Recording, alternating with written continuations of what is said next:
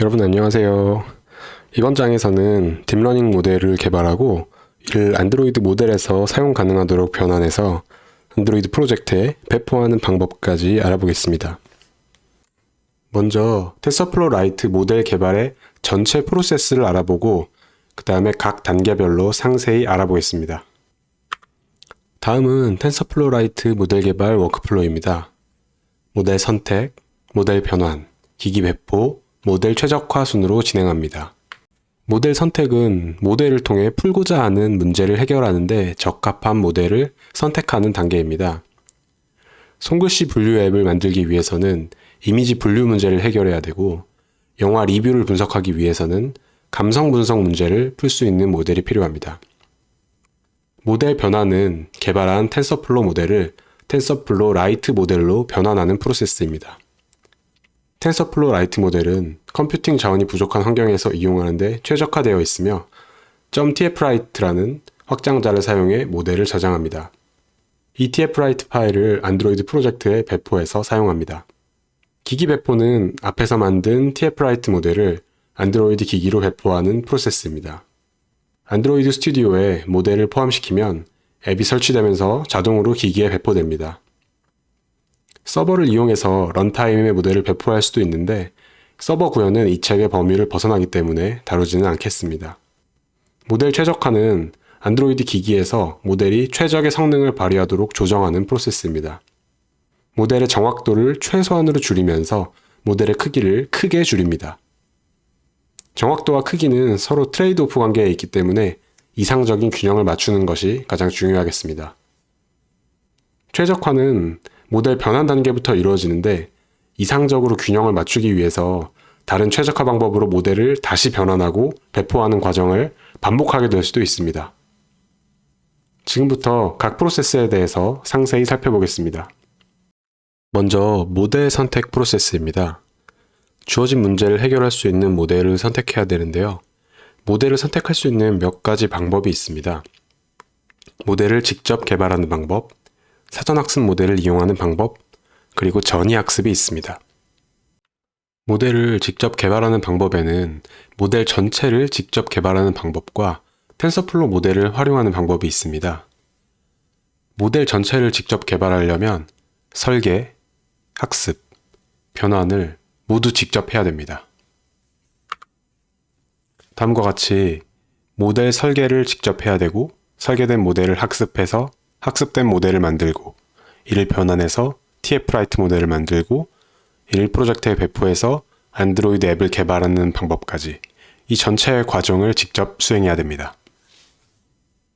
텐서플로우에서 제공하는 모델을 활용할 때는 직접 학습시키거나 이미 학습된 모델을 이용할 수 있습니다. 학습을 직접 시킬 때는 학습 데이터 확보부터 필요하므로 모델 직접 개발로 분류했고, 학습이 이미 된 모델을 이용하는 경우에는 사전학습 모델을 이용하는 것으로 분류했습니다. 학습을 직접 시킬 때는 모델을 직접 개발하는 것과 프로세스가 동일한데요. 이 모델 설계를 직접 하지 않고 텐서플로우 라이트에서 설계한 모델을 사용한다는 점만 차이가 있습니다. 텐서플로우의 사전학습 모델을 이용하는 방법은 위에 있는 그림과 같이 작업이 진행되는데요. 텐서플로우에서 사전학습 모델을 불러와서 이를 변환해서 tfwrite 모델을 만들고 이를 배포해서 안드로이드 앱을 개발합니다. 다음으로 tfwrite 파일로 제공되는 모델은 학습도 변환도 할 필요가 없이 바로 가져다 쓸 수 있습니다. 사전학습 모델을 바로 배포해서 안드로이드 앱을 개발할 수 있습니다. 텐서플로우 라이트는 다음과 같이 다양한 모델을 tfwrite 파일로 제공하고 있습니다. 제공되는 모델은 계속해서 늘어날 예정입니다. 마지막으로 전이학습은 학습이 완료된 모델을 원하는 데이터로 다시 학습시키는 방법입니다. 그래서 학습의 일부 필요라고 표시했는데요. 예를 들어 이와 같이 개의 이미지와 고양이의 이미지를 학습해서 개와 고양이를 구분할 수 있는 기본 모델이 있다고 가정해 보겠습니다. 이 모델을 그대로 불러와서 이 학습된 모델을 활용하게 되는데요. 이 모델에 사자의 이미지와 호랑이의 이미지로 재학습을 해서 사자와 호랑이를 구분할 수 있는 모델을 만들 수 있습니다.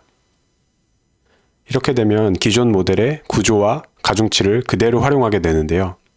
모델의 저수준 계층은 그대로 활용하고 모델의 고수준 계층을 다시 학습시킴으로써 더 적은 학습 데이터로 더 높은 성능을 달성할 수 있는 방법입니다. 전이학습을 적용하려면 다음과 같은 프로세스를 수행하게 되는데요. 먼저 기본 모델을 새로운 데이터로 재학습시켜서 학습된 모델을 만들고 이를 변환해서 TF-라이트 모델을 얻습니다. 그리고 이 모델을 배포해서 안드로이드 앱을 개발하게 됩니다. 학습된 모델은 텐서플로우 허브에서 대표적으로 찾아볼 수 있습니다. 텐서플로우 허브 주소는 다음과 같고요. 이 주소를 활용해서 텐서플로우 허브 웹사이트에 접속하면 다음과 같은 페이지를 볼 수 있습니다. 페이지 가운데 최상단에는 모델을 검색할 수 있는 검색 페이지가 있고요. 왼쪽에는 여러 조건으로 모델을 찾을 수 있는 메뉴들이 있습니다. 모델을 찾아볼 수 있는 퀵 링크가 있고 문제 도메인별로 모델을 찾아볼 수 있는 항목도 있습니다.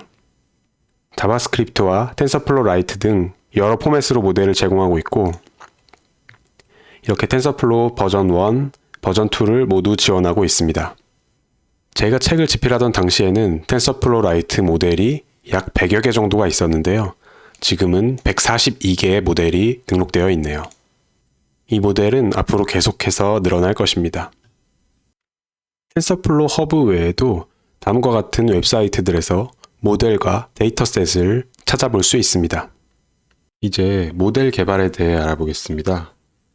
이미 학습이 완료된 모델을 활용하기로 했다면 모델을 직접 개발할 필요가 없지만 경우에 따라 모델을 직접 개발해야 할 수도 있습니다. 딥러닝 모델을 직접 개발하는 방법을 상세히 설명하려면 책 한 권도 부족하기 때문에 여기서는 각 모델 선택 방법별로 모델 개발을 이해하기 위해 손으로 쓴 숫자 이미지의 모음인 엠리스트 데이터를 활용해 간단한 모델을 만들어 보겠습니다. 케라스를 이용해 다층 퍼셉트론과 합성곱 신경망을 직접 구현해 볼 것입니다. 데이터셋 준비, 모델 설계 및 학습, 그리고 모델 정확도 평가 순으로 진행하겠습니다. 실습을 위해 먼저 비주얼 스튜디오 코드를 실행했습니다. 새로운 파일을 하나 만들어서 dev_custom.ipynb라고 명명하겠습니다. 엔터를 누르면 ipynb 포맷으로 만들었기 때문에 이렇게 주피터 노트북과 같은 인터랙티브한 UI가 생성됩니다. 맨 먼저 오른쪽 위에 있는 커널 선택을 누르고 우리가 설치했을 때 만들었던 tf2라는 이름의 가상 환경에 설치된 파이썬을 클릭합니다. 이제 기본 커널이 아까 만들었던 tf2로 설정되었습니다. 그럼 이제 본격적으로 데이터셋을 다운로드하는 코드부터 작성을 시작하겠습니다. 먼저 텐서플로우 라이브러리를 임포트하고요. 텐서플로우 라이브러리 안에 있는 케라스 모듈에 데이터셋 모듈 안에 있는 엠리스트를 변수에 저장합니다.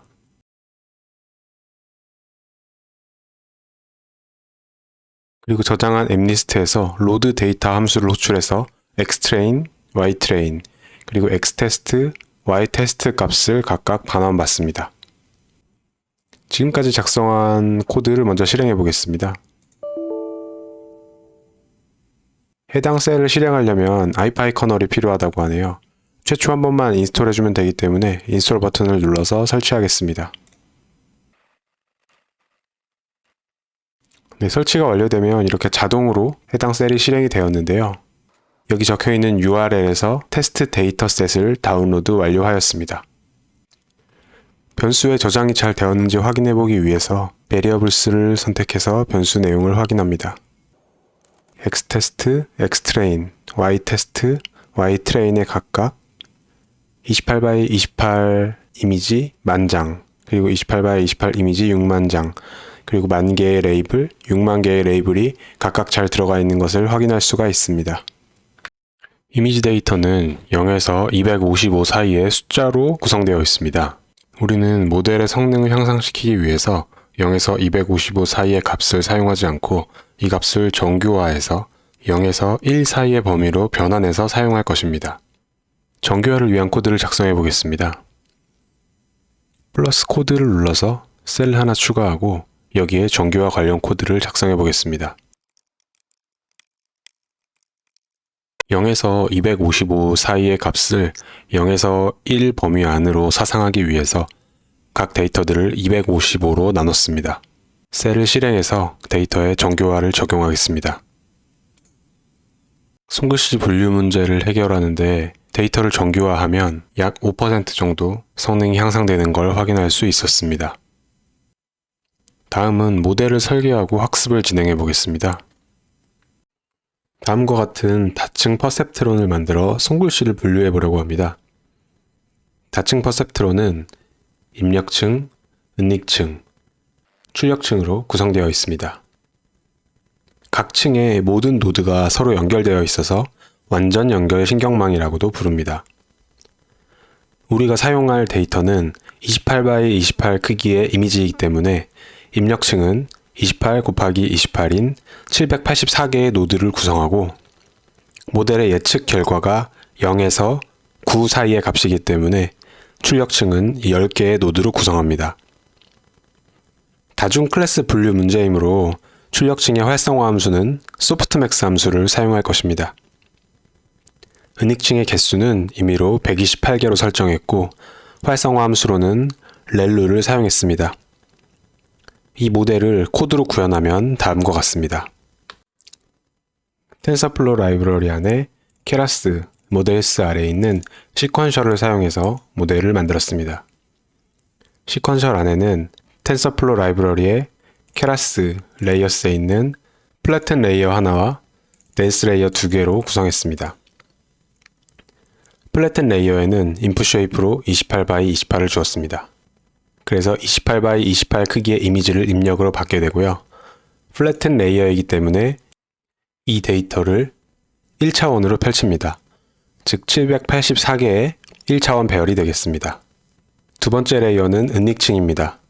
128개의 노드로 구성이 되어 있고 활성화 함수로 렐루를 사용했습니다. 마지막은 출력층입니다. 10개의 노드로 구성되어 있고 활성화 함수로 소프트맥스를 사용했습니다. 작성한 코드를 실행하겠습니다. 모델 설계가 끝났으면 이 모델을 훈련시키기 전에 먼저 컴파일을 해줘야 됩니다. 컴파일을 위해서는 옵티마이저, 그리고 손실 함수, 평가 지표를 인자로 전달해서 컴파일 함수를 호출합니다. 손실 함수는 훈련 과정에서 모델의 예측 결과와 실제 레이블 간의 차이를 수치화하는 함수입니다. 평균 제곱 오차, 평균 절대 오차, 그리고 루트 평균 제곱 오차를 사용할 수 있고 교차 엔트로피 오차도 사용할 수 있습니다. 옵티마이저는 손실 함수를 최소화하는 파라미터를 찾는 알고리즘입니다. 경사하강법이나 모멘텀, 에다그라드, RMS 프롭, 아담 옵티마이저 등이 있습니다. 평가 지표는 모델의 성능을 평가하기 위한 지표로 어큐러시, 프리시즌, 리컬, 그리고 F1 스코어 등이 있습니다. 우리는 여기서 손실 함수로 교차 엔트로피 오차를 사용하고 옵티마이저로 아담 옵티마이저를, 그리고 평가 지표로 어큐러시를 사용할 것입니다. 모델을 컴파일하는 코드를 한번 작성해 보겠습니다.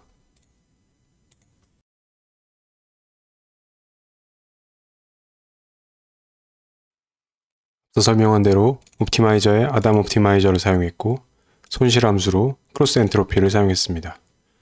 매트릭으로 어큐러시를 적용했습니다. 작성한 코드를 실행해 보겠습니다. 다음은 썸머리 함수를 사용해서 지금까지 우리가 만들고 컴파일한 모델의 구조를 다시 한번 확인해 보겠습니다. 썸머리 함수를 호출하는 코드를 작성하고 해당 코드를 실행해 보겠습니다. 이렇게 모델의 각 레이어의 구성, 그리고 레이어별 출력 형태, 그리고 파라미터 수를 보여줍니다. 우리가 설계한 대로 플래튼 레이어, 그리고 2개의 덴스 레이어로 구성되어 있고 플래튼 레이어는 784개의 노드로, 은닉층인 첫 번째 덴스 레이어는 128개의 노드로, 그리고 출력층인 마지막 덴스 레이어는 10개의 노드로 구성이 되어 있습니다. 플래튼 레이어는 학습할 파라미터가 없고 덴스 레이어는 약 10만 개의 파라미터, 그리고 출력층은 약 1000개의 파라미터로 구성이 되어 있습니다.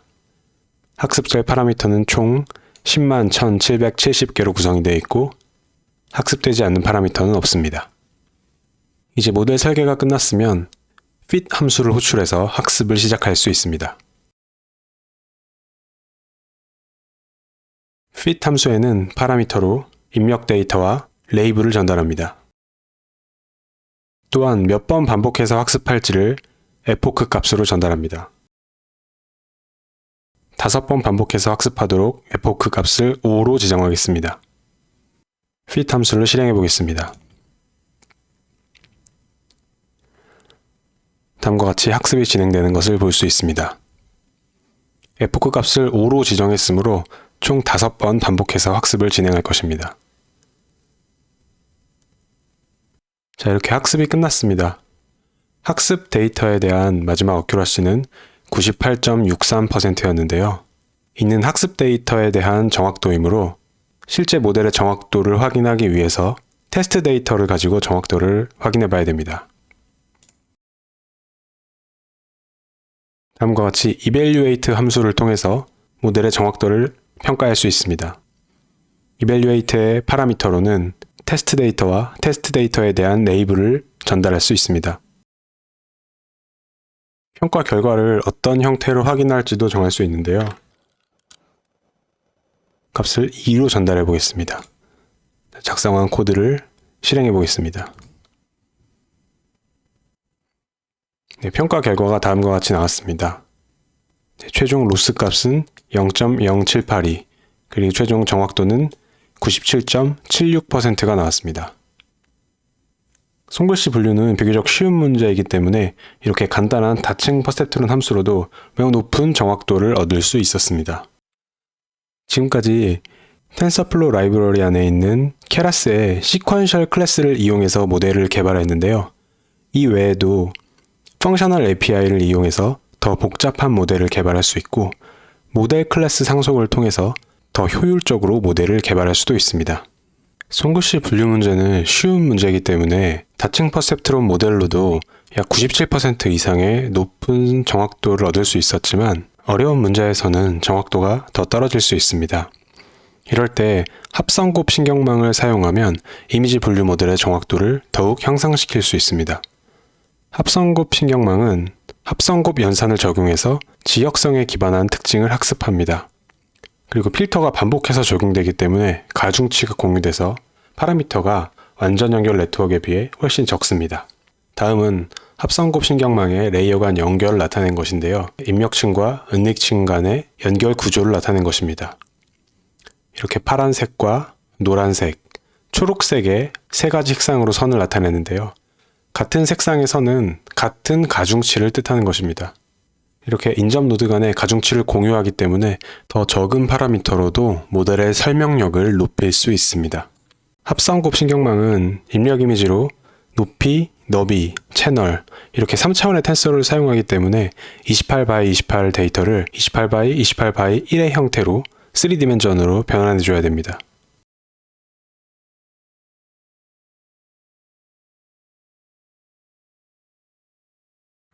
xtrain과 xtest 변수의 reshape 함수를 이용해서 28x28x 1의 데이터형으로 바꿔줍니다. 이미지의 개수까지 고려하기 때문에 총 디멘전은 4차원이 되겠습니다. 자, 이제 다층 퍼셉트론처럼 시퀀셜 클래스를 이용해서 합성곱 신경망 모델을 만들어 보겠습니다. 책에서 사용했던 코드 4-11을 그대로 옮겼습니다. 합성곱 신경망은 이렇게 컨볼루션 레이어와 풀링 레이어가 반복해서 나타나는 형태로 구성합니다. 그리고 맨 마지막에는 플래튼 레이어를 이용해서 1차원으로 통합한 뒤에 덴스 레이어를 이용해서 예측값을 출력합니다. 컴파일과 fit 함수 그리고 평가 함수는 기존의 다층 퍼셉트론과 동일하게 구성했습니다. 이 코드를 실행하여 모델을 본격적으로 훈련시켜 보겠습니다.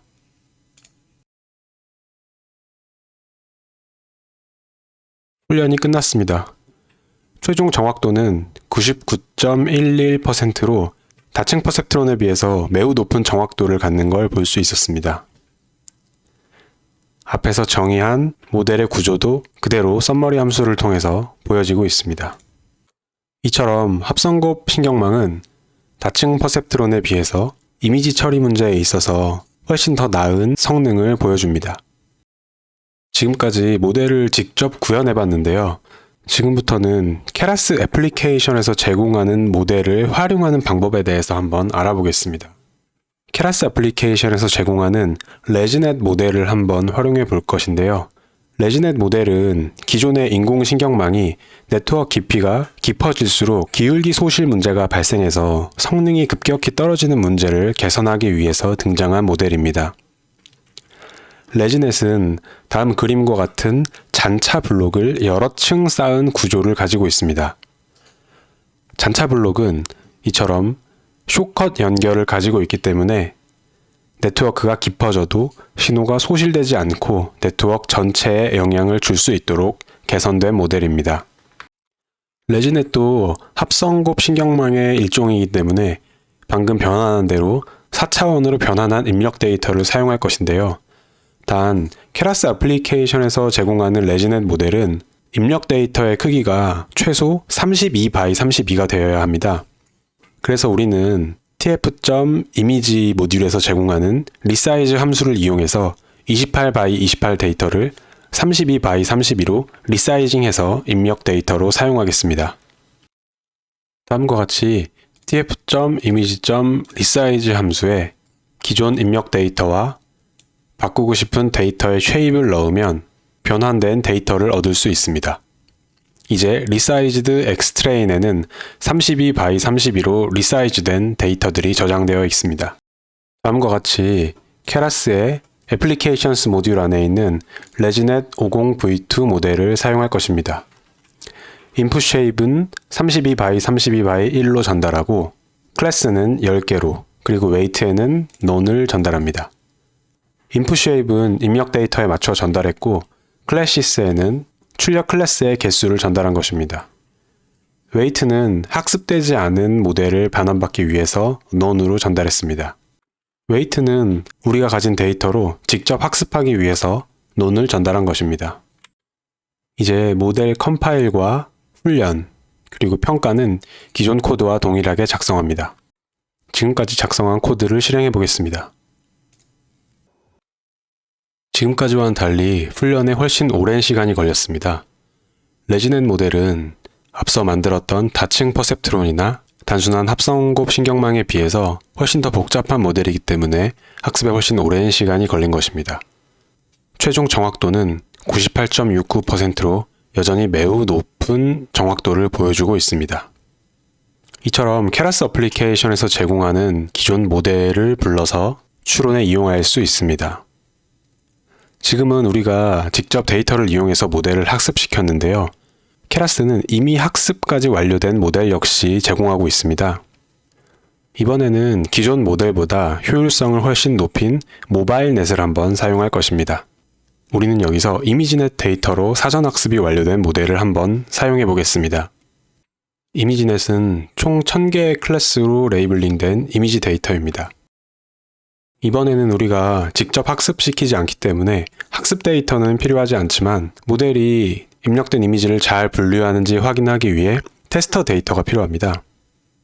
우리는 pixabay.com이라는 웹사이트에서 테스트에 사용할 무료 이미지 5장을 구해서 이미지스 폴더 아래에 저장하겠습니다. 여러분들은 다음 GitHub 주소에서 해당 이미지들을 다운로드할 수 있습니다. 이제 테스트 데이터까지 준비됐으니 본격적으로 사전학습 모델을 활용하는 방법을 알아보겠습니다. dev_pretrained.ipynb라는 새로운 파일을 하나 만들겠습니다. 실습은 테스트 데이터 준비, 그리고 데이터 전처리, 그리고 모델 생성 및 추론 순으로 진행하겠습니다. 먼저 방금 다운로드한 테스트 데이터들을 준비하겠습니다. 이미지를 불러오기 위해서 파이썬 이미지 라이브러리를 사용할 것인데요. 이 라이브러리는 기본 설치되어 있지 않기 때문에 PIP를 이용해서 먼저 해당 라이브러리를 설치하고 진행하겠습니다. 먼저 터미널에서 우리가 사용하는 가상 환경을 활성화시키겠습니다. 그리고 다음과 같이 PIP 명령어로 파이썬 이미지 라이브러리를 설치하겠습니다. 설치가 끝났으면 다음과 같은 코드를 작성해서 이미지스 폴더 안에 있는 이미지들을 불러옵니다. 작성한 코드를 실행해 보겠습니다. 베리어블스를 눌러서 이미지스 변수 안에 이미지들이 잘 저장되어 있는지 확인해 보겠습니다. 5개의 이미지가 잘 저장된 걸 확인할 수 있습니다. 먼저 이미지스 폴더 안에 있는 모든 파일들을 파일스 변수 안에 담았고, 변수 안에 있는 각 파일들을 이미지 라이브러리의 오픈 함수를 이용해서 어레이 형태로 이미지스 변수 안에 담았습니다. 이제 방금 저장한 5개의 이미지를 모델에 전달하기 위해 전처리해 보겠습니다. 다음은 이미지를 전처리하는 코드입니다.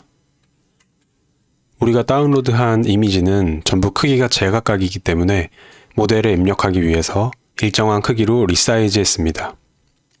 우리가 사용할 모델은 224x224 크기의 이미지로 RGB 3개의 채널로 구성된 데이터를 입력받기 때문에 224x224x3으로 이미지를 리사이즈 할 것입니다. 먼저 이미지의 개수와 이미지의 크기만큼 이미지를 저장할 어레이를 생성했습니다. 이제 이 각각의 이미지 어레이에 우리가 앞에서 저장했던 이미지들을 리사이즈를 적용해서 저장합니다. 이제 각 이미지들이 224x224로 리사이즈 되었습니다. 이 이미지들을 tf.keras.application.mobilenet-v2.preprocess-input 함수에 전달합니다. 이 함수는 모바일넷 v2 모델에 입력할 입력 이미지를 전처리하는 기능을 합니다. 함수의 결과로 전처리가 완료된 이미지를 얻을 수 있습니다. 코드를 실행해 보겠습니다. 전처리된 이미지의 형태를 볼 수 있는데요. 224x224로 리사이징 된 것을 확인할 수 있습니다. 다음은 사전학습 모델을 생성하고 이를 이용해서 모델의 분류 결과를 확인해 보겠습니다. tf.keras.applications.mobilenet-v2 객체를 생성해서 모바일넷 이미지넷 모델 변수에 담았습니다. 웨이트로 이미지넷을 전달하면 이미지넷 데이터로 훈련된 모델을 얻을 수 있습니다. 이 모델에 앞서 전처리한 프리프로세스드 이미지를 전달합니다. predict 함수에 전처리된 이미지를 전달하면 모델의 예측 결과를 얻을 수 있습니다. 또한 예측 결과를 적절하게 해석하기 위해서 tf.keras.applications.mobilenet-v2에 있는 decode predictions 함수에 모델의 예측 결과를 전달합니다. 지금 탑 파라미터에 탑k라는 변수에 담은 1이라는 값을 전달했는데요. 이 값을 전달하면 전달한 수만큼 상위에 랭크된 예측 결과를 전달받을 수 있습니다. 탑k가 1이면 가장 높은 예측 결과 1개만 전달받게 되고요. 탑k가 3이면 가장 높은 3개의 예측 결과를 전달받을 수 있습니다. 자, 이제 ypread 탑이 어떠한 형태로 구성되어 있는지를 먼저 한번 살펴보겠습니다. 다음과 같이 분류된 클래스 ID, 그리고 클래스 이름, 그리고 스코어 순으로 구성되어 있습니다. 첫 번째 이미지는 노트북으로, 두 번째 이미지는 트레일러 트럭으로, 다섯 번째 이미지는 캐슬로 분류되었습니다. 이제 각 분류가 이미지와 부합한지를 한번 확인해 보겠습니다.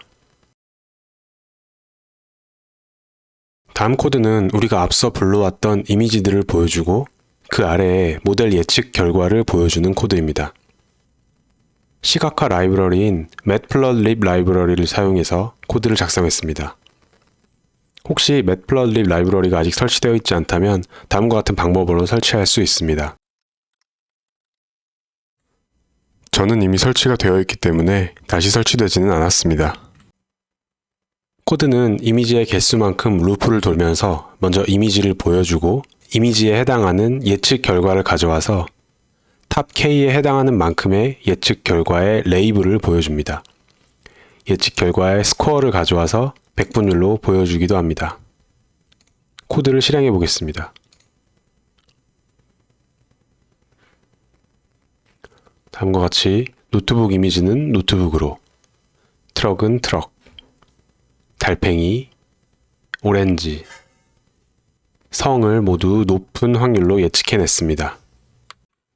특히 달팽이와 오렌지는 92%와 97%로 매우 높은 확률로 예측에 성공했습니다. 다음은 전이학습을 한번 실습해 보겠습니다. 전이학습은 이미 학습된 모델을 이용해서 원하는 데이터로 다시 학습시키는 방법입니다. 여기서는 방금 우리가 사용했던 이미지넷 데이터로 학습한 모바일넷을 이용해서 개와 고양이를 구분하는 모델을 만들어 보겠습니다. 이를 위해선 먼저 개와 고양이의 이미지가 필요하겠죠. 텐서플로의 데이터셋 프로젝트인 TFDS 라이브러리를 설치하면 개와 고양이의 이미지를 얻을 수 있습니다. 먼저 다음 명령어로 텐서플로우 데이터셋을 설치하겠습니다.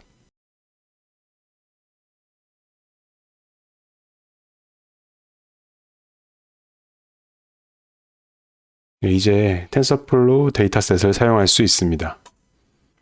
텐서플로우 데이터셋에서 개와 고양이의 이미지를 불러오는 코드는 다음과 같습니다.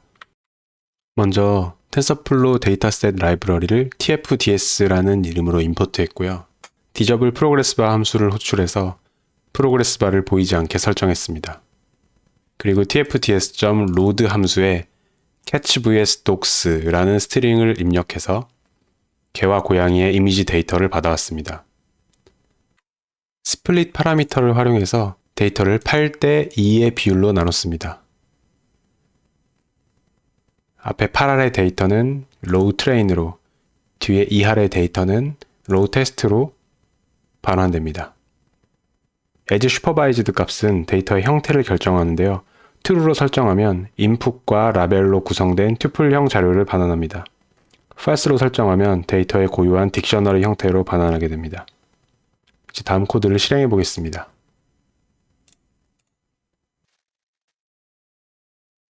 네, 이렇게 코드를 실행하면 자동으로 데이터셋을 다운로드하게 되는데요. 약 1분 30초 정도가 걸렸습니다. 베리어블스를 통해 데이터가 잘 들어왔는지 확인해 보겠습니다. 프리패치 데이터셋으로 데이터가 잘 들어온 걸 확인할 수 있습니다. 데이터가 준비되었으니 다음은 전 처리를 할 차례입니다. 다음은 방금 다운로드한 개와 고양이의 이미지를 전 처리하는 코드입니다. 맨 아래 블럭부터 먼저 살펴보겠습니다. 라우 트레인과 라우 테스트에 맵 함수를 이용해 프리프로세스 함수를 전달했습니다. 프리프로세스 함수는 이미지와 레이블을 전달받아서 이미지를 전 처리해서 반환하고 레이블은 그대로 반환하는 함수입니다. 맵 함수 다음에는 배치 함수를 이용해 32 크기만큼의 배치를 생성해서 트레인 배치와 테스트 배치로 전달합니다. 이 트레인 배치와 테스트 배치를 사용해서 학습을 진행할 것인데요. 프리프로세스 함수 내부를 조금 더 자세히 한번 살펴보겠습니다.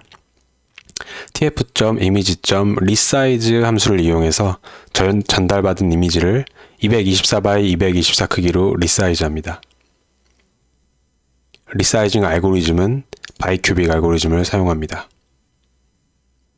다음으로 tf.keras.applications.mobilenet v2 안에 있는 프리프로세스 인풋 함수를 이용해서 리사이즈한 이미지를 전달합니다. 이제 모바일넷 v2 모델에 맞는 전 처리가 이미지에 적용되었습니다. 이런 과정을 통해서 전 처리한 이미지를 프리프로세스 함수는 반환하게 됩니다. 코드를 실행해서 전 처리를 적용해 보겠습니다. 이제 모델을 생성해 보겠습니다. 다음은 이미지넷으로 학습된 모바일넷 v2 모델을 생성하는 코드입니다. tf.keras.applications.mobilenet v2를 이용해 모델을 생성했고 input shape은 224x 224x 3으로 주었습니다. weight는 이미지넷으로 전달해서 이미지넷 데이터로 학습된 모델을 받아왔고요. include tab은 false로 주었습니다. 이렇게 하면 모델의 마지막 풀링 레이어와 댄스 레이어를 제외한 모델을 얻을 수 있습니다.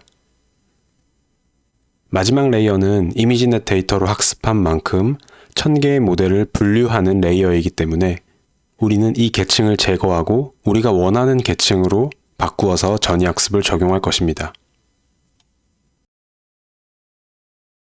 코드를 실행하면 네트워크에서 모델을 다운로드합니다. 다음은 탑 레이어를 제외한 베이스 모델을 가져와서 여기에 출력 계층을 추가하고 모델을 학습시켜 보겠습니다. 먼저 베이스 모델의 트레이너블 값을 false로 지정합니다. 베이스 모델을 학습시키지 않고 우리가 추가할 출력 계층만 학습시키기 위해서 트레이너블을 false로 설정한 것입니다. 이제 전이학습이 적용될 모델을 생성할 것인데 tf.keras.sequential을 이용해서 모델을 생성합니다.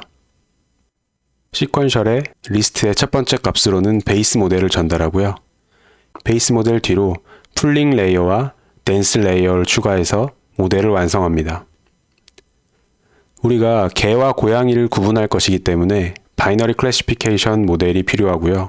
그렇기 때문에 마지막 댄스 레이어의 노드 수는 1개면 충분합니다. 이제 지금까지 만든 모델을 컴파일할 텐데 옵티마이저로 아담 옵티마이저를, 손실 함수로는 이진 분류 문제이기 때문에 바이너리 크로스 엔트로피를 사용합니다. 매트릭스는 기존과 동일하게 어큐러시를 사용할 것입니다. 자, 이제 fit 함수를 이용해서 앞서 얻은 트레인 배치 데이터로 학습을 진행할 것이고요. 에포크는 5로 주었습니다. 학습이 끝나면 테스트 배치 데이터를 이용해서 모델을 평가해 보겠습니다. 지금까지 작성한 코드를 실행해 보겠습니다.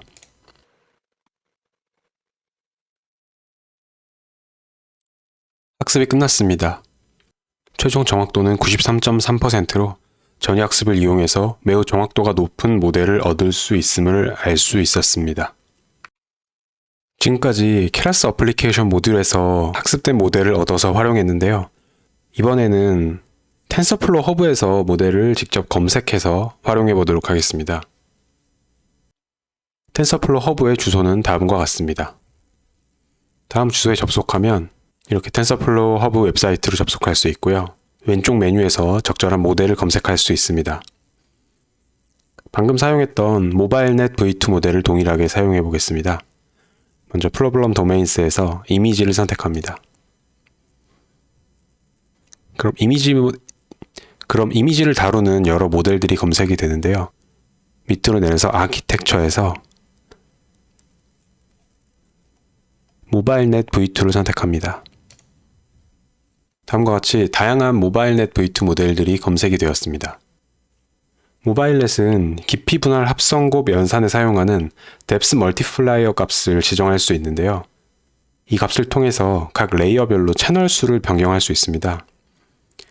이 값이 작을수록 모델의 속도는 빠르지만 정확도는 다소 떨어집니다. 우리는 depth multiplier가 1이고 입력 이미지 크기가 224x 224인 모델을 선택하겠습니다. 모바일넷은 모델 이름에 모델과 버전, 그리고 depth multiplier 값, 그리고 이미지의 크기, 그리고 출력층의 포함 여부로 구성이 되어 있습니다. 우리는 depth multiplier가 1인 모델을 사용할 것이기 때문에 해당하는 스펙에 맞는 모델을 한번 찾아보겠습니다.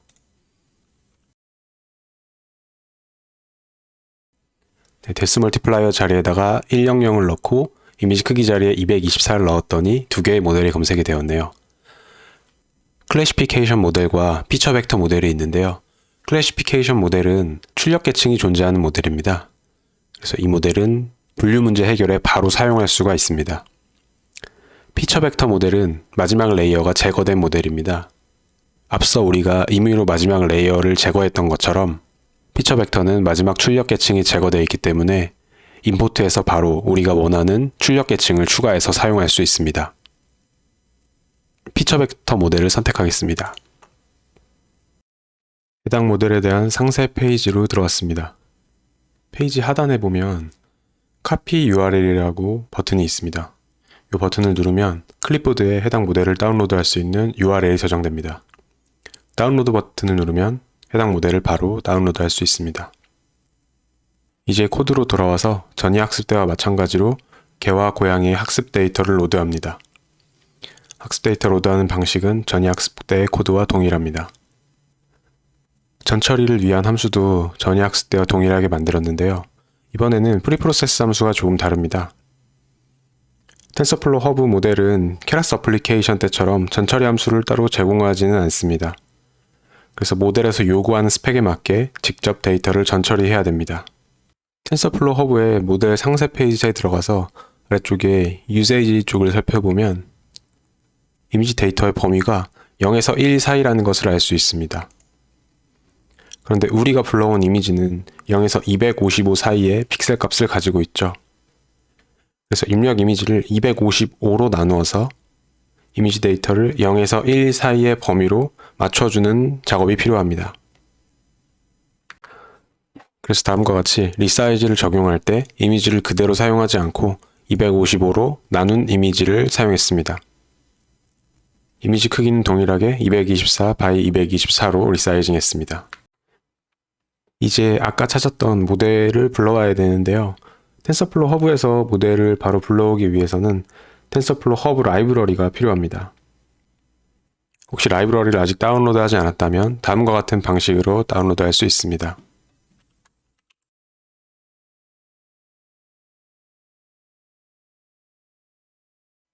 다운로드가 완료되었다면 다음과 같이 모델을 불러오는 코드를 작성합니다. URL 안에는 아까 웹페이지에서 복사한 모델의 URL을 붙여놨습니다. 허브 모델 트랜스퍼에는 tf.keras.sequential을 이용해서 전약수 때와 동일하게 모델을 생성해주고요. 기본 모델로 keras 레이어를, 그리고 마지막에 dense 레이어를 하나 추가합니다. 기본 레이어는 학습시키지 않을 것이므로 trainable 값을 false로 전달합니다. 작성한 코드를 실행해 보겠습니다. 텐서플로우 허브 서버에서 모바일 앱 모델을 다운로드해서 모델을 불러오는 데까지 성공했습니다. 이제 다음과 같이 모델 학습을 진행해 보겠습니다. 학습에 사용한 파라미터는 전이 학습과 동일합니다. 학습이 끝나고 모델의 평가 결과를 확인해 보겠습니다.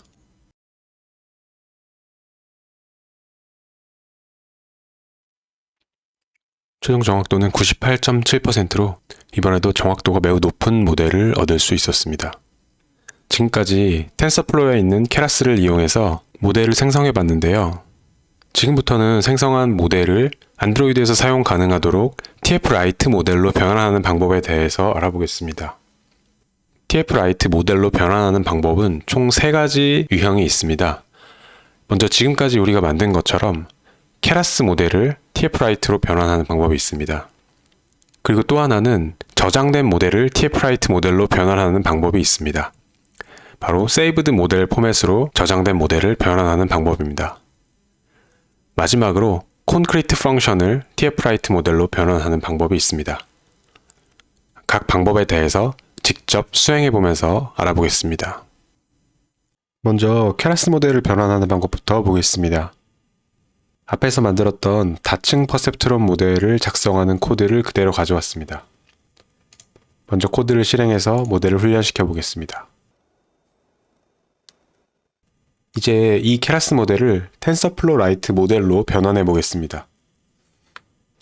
다음 코드가 케라스 모델인 MLP 모델을 텐서플로우 라이트 모델로 변환시키는 코드인데요. tf.write.tf-Lite converter. from keras 모델 함수에 keras 모델을 전달하면 컨버터가 반환됩니다. 이 컨버터에 convert 함수를 호출하면 텐서플로우 라이트 모델로 변환된 모델이 반환됩니다. 자, 이 코드를 실행해 보겠습니다. 네, 이제 TF-Lite 모델 안에 텐서플로우 라이트 모델로 변환된 모델이 들어가 있을 텐데요. 어떤 값인지 한번 확인해 보겠습니다. 네, 다음과 같이 바이트로 구성된 모델이 저장되었네요. 이제 이 모델을 파일로 저장해 보겠습니다. 다음과 같이 with open 함수로 저장할 텐서플로우 라이트 모델의 경로와 파일명을 지정합니다. 여기서는 동일한 경로에 keras model.tf-Lite라는 이름으로 지정했습니다. 그리고 오픈 함수에 전달할 오픈 텍스트 모드는 방금 본 것처럼 TF-Lite 모델이 바이너리 형태이므로 바이너리 형태를 write할 수 있도록 WB라고 전달했습니다. 그리고 이를 변수 f에 어사인했습니다. 이제 f.write를 호출해서 TF-Lite 모델을 전달하면 TF-Lite 모델이 위에서 지정한 파일 경로에 저장됩니다. 코드를 실행해 보겠습니다. 자, 다음과 같이 동일한 경로에 keras model.tf-Lite 포맷으로 파일이 저장된 것을 확인할 수 있습니다. 이처럼 keras 모델은 아주 간단한 함수 호출만으로 텐서플로우 라이트 모델로 저장할 수 있었습니다. 다음은 saved 모델을 변환하는 방법에 대해서 알아볼 텐데요. 먼저 세이브드 모델에 대해서 조금 더 자세히 알아보기 위해서 텐서플로우에서 모델을 저장하고 불러오는 방식에 대해서 알아보겠습니다. 텐서플로우가 모델을 저장하는 방법은 학습된 파라미터만 저장하는 방법과 모델 전체를 저장하는 방법이 있습니다. 여기서는 모델 전체를 저장하는 방법만 다룰 것입니다. 모델 전체를 저장할 때는 모델 아키텍처, 가중치, 그리고 컴파일 관련 설정값, 옵티마이저를 모두 저장해야 됩니다. 그래야 다른 플랫폼에서 이를 모두 불러서 모델을 그대로 재현할 수 있겠죠. 이렇게 저장하려면 saved 모델이나 HDF5 포맷을 사용합니다. HDF5 포맷은 텐서플로우 버전 1에서 주로 사용되던 방식이고요. 텐서플로우 v2에서는 saved 모델 방식을 권장하고 있습니다. 우리가 방금 만든 케라스 모델인 MLP 언더바 모델을 saved 모델 형태로 저장하려면 다음과 같은 방법을 사용할 수 있습니다. tf.savedmodel.save에 저장할 케라스 모델을 지정하고 저장할 경로를 지정합니다. saved 모델은 폴더 단위로 저장이 되기 때문에 이렇게 저장할 경로로 폴더를 지정합니다. 또는 model.save 함수를 호출해서 바로 경로를 지정할 수도 있습니다. 코드를 실행해 보겠습니다.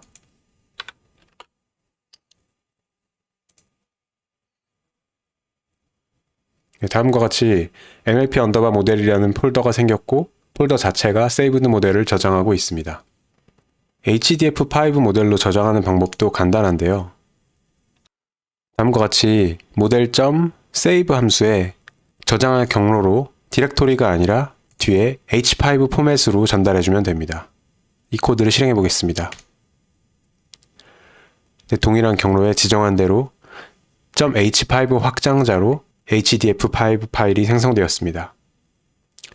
이미 저장된 모델은 다음과 같이 불러올 수 있습니다. tf.keras.models.load 모델 함수에 모델이 저장된 폴더 경로를 전달하면 됩니다. 코드를 실행해 보겠습니다. 자, saved 모델에 시퀀셜로 구성한 모델이 잘 복원된 것을 확인할 수 있습니다. HDF5 포맷의 모델도 동일한 방식으로 불러올 수 있습니다. 방금과 동일한 함수에 h5 확장자를 가진 파일명을 전달하면 됩니다. 역시 동일한 모델이 복원된 것을 확인할 수 있습니다. 이렇게 불러온 모델을 방금 from keras 모델을 이용했던 것처럼 컨버트할 수도 있지만 이렇게 굳이 모델을 불러오지 않고 저장된 모델을 바로 컨버팅할 수도 있습니다. 앞서 MLP 언더바 모델 폴더에 저장한 saved 모델을 바로 텐서플로우 라이트 모델로 변환하는 방법에 대해서 알아보겠습니다. 자, 이 코드가 saved 모델을 바로 텐서플로우 라이트 모델로 변환하는 코드입니다. 코드의 구성이 익숙하죠? 아까와 방법은 거의 동일하고요. from keras 모델이 from saved 모델로만 바뀐 것을 볼 수 있습니다. from saved 모델에 저장된 폴더의 경로를 전달하면 컨버터가 생성되고요. 이 컨버터에 컨버트 함수를 호출해서 tfwrite 모델을 얻을 수 있습니다.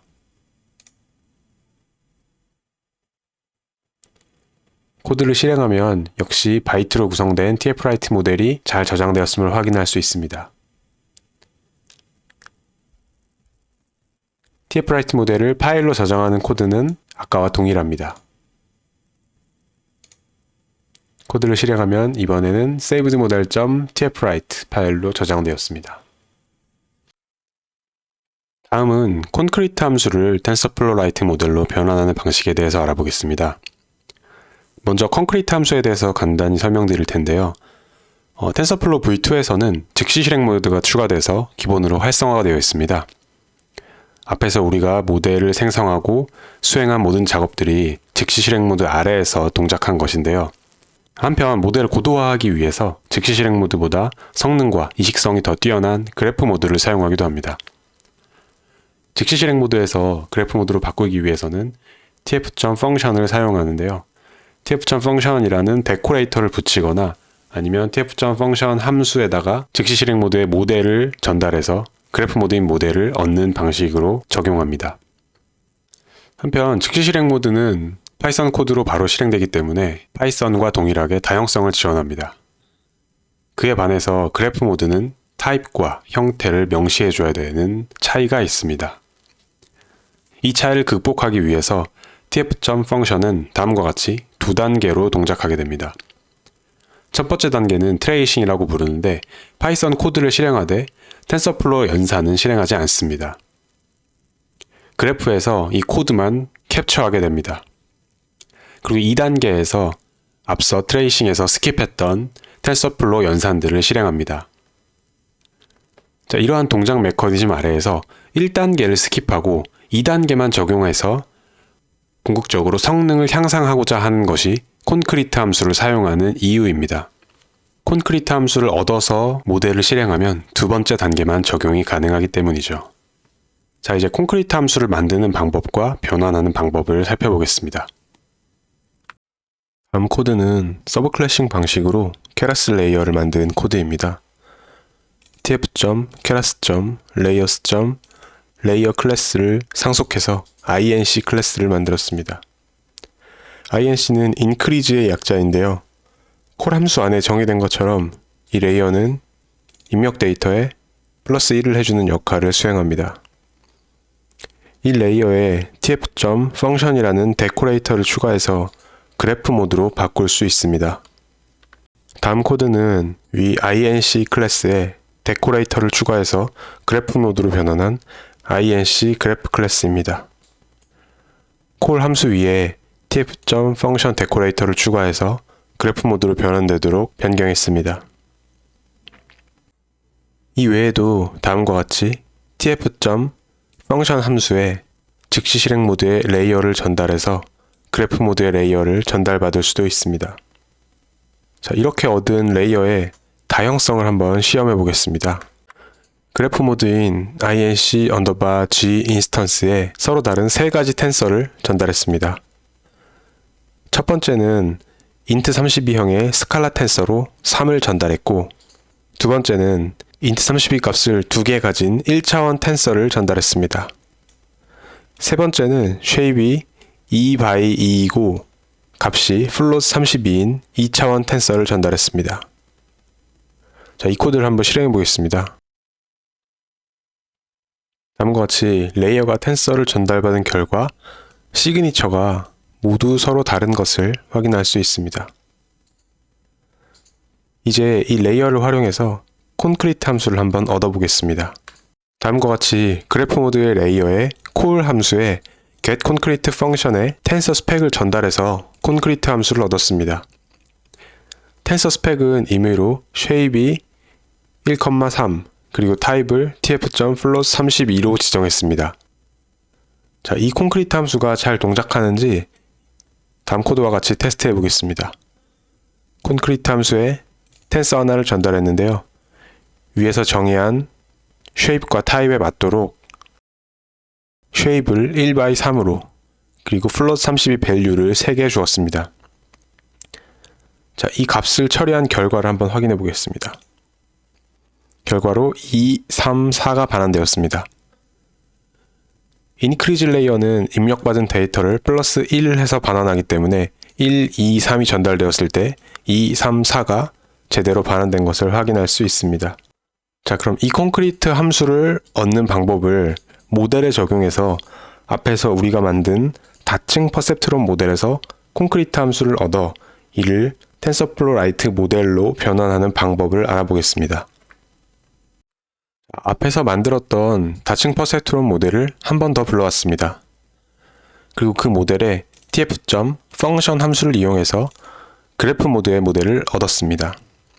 그리고 이 모델에서 getConcrete 펑션을 이용해서 콘크리트 함수를 얻었는데요. getConcrete 펑션 함수에 전달할 텐서 스펙으로는 다층 퍼셉트론 모델의 인풋의 쉐이프와 타입을 사용했습니다. 이제 이 콘크리트 함수를 텐서플로우 라이트 모델로 변환해 보겠습니다. tf.write.tfwriteConverter.from concrete functions에 방금 만든 콘크리트 함수를 리스트 형태로 감싸서 전달합니다. 그렇게 얻은 컨버터에 컨버트 함수를 이용하면 텐서플로우 라이트 모델을 얻을 수 있습니다. 기존과 거의 유사한데 호출하는 함수만 from keras 모델이나 from saved 모델에서 from concrete functions로 바꿔주면 됩니다. from concrete functions 함수를 사용한다는 점만 다릅니다. 그리고 생성한 TensorFlow-Lite 모델을 tf-write 파일로 저장하는 코드는 기존과 동일합니다. 지금까지 작성한 코드를 실행해 보겠습니다.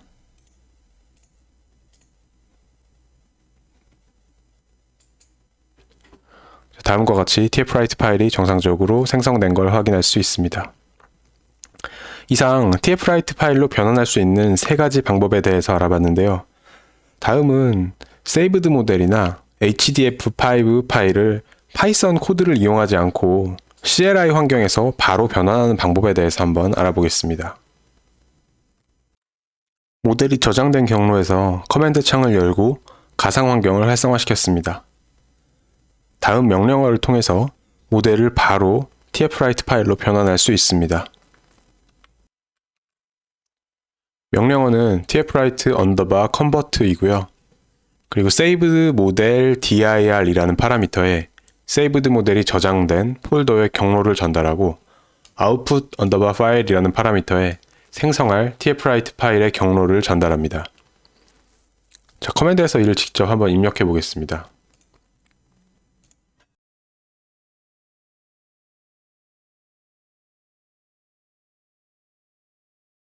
명령어를 입력하면 다음과 같이 변환이 수행됩니다.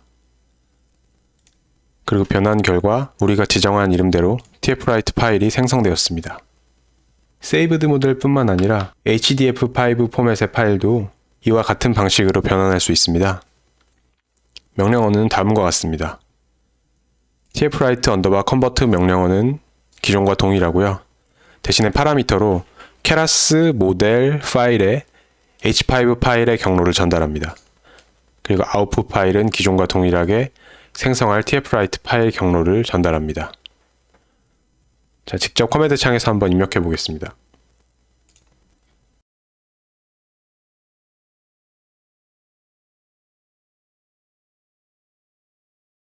명령어를 입력하면 바로 변환이 실행됩니다. 다음과 같이 우리가 지정한 대로 tf-write 파일이 생성되었습니다. 여기 있는 mlp model.h5 파일이 mlp model h5cmd.tf-write 파일로 변환되었고요. 그리고 mlp model 폴더에 저장된 saved 모델이 mlp model smcmd.tf-write 파일로 변환된 것입니다. 자, 지금까지 tf-write 파일로 변환하는 여러 가지 방법에 대해서 알아봤는데요.